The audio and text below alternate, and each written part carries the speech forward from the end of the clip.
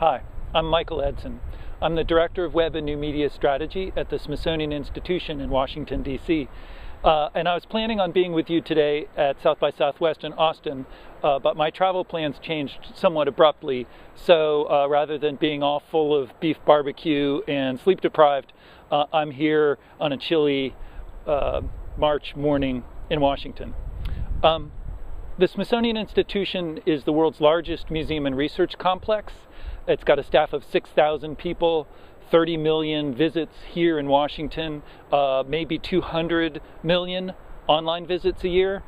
And the Smithsonian has an audacious new strategy for the place. The strategy articulates 4 grand challenges: unlocking the mysteries of the universe, understanding and sustaining a biodiverse planet, valuing world cultures, and understanding the American experience.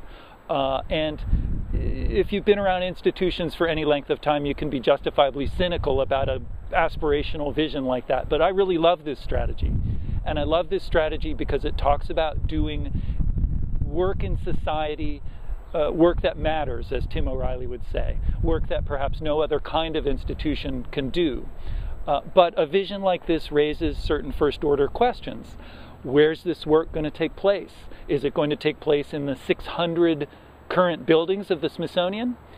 Where's the innovation going to come from? Where's the discovery going to come from? Is it going to come from the 6,000 employees of the Smithsonian or from elsewhere among the 7 billion inhabitants of planet Earth? When I talk about this strategy and when I talk about the Smithsonian's direction with web and new media, I often talk about Joy's law. Bill Joy, as many of you know, was the co-founder of Sun Microsystems, and he famously said, no matter what business you're in, most of the smart people work for someone else. That's a very difficult idea for a 164, 165-year-old institution like ours, an institution that was built on the manufacturing model of knowledge creation in the 20th and the 19th centuries. But everywhere I look at digital strategy and everywhere I look at digital culture, I find that assertion to be unquestionably true. In this epoch, in the 21st century, most of the innovation will come from outside the institution.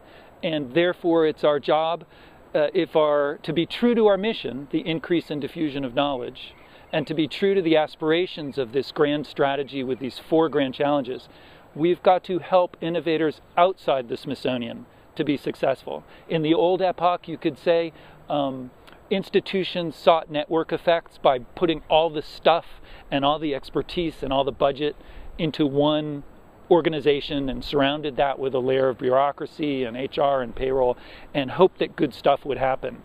I think in this epoch, it's the job of institutions like the Smithsonian to open up and to serve as conduits or circulatory systems or catalysts to great work that needs to be done outside of our once high and mighty walls. So when we talk about the subject of working with developers, most of the great developers on planet Earth don't work for the Smithsonian. Most of them work for someone else and will continue to work for someone else. So if we want most of the innovation, if we want more innovation to happen, if we want to take the $700 million a year we get from the federal government, the $300 million we raise ourselves, and do the most beneficial work in society for those funds, we've got to, as a strategic priority, make ourselves a great platform for developers. We're starting a project called the Smithsonian Commons that I hope does just that. This project is in its infancy, and we're in the final stages of getting it through the formal approval processes of the Smithsonian and into fundraising. But you can learn more about this project online at www.si.edu/commons/prototype. That's good for now. Thanks a lot, John, and my fellow panelists, and hopefully, if all goes well, I'm waiting on Skype in the background to listen to the other presenters and partake in the Q&A. Thanks a lot.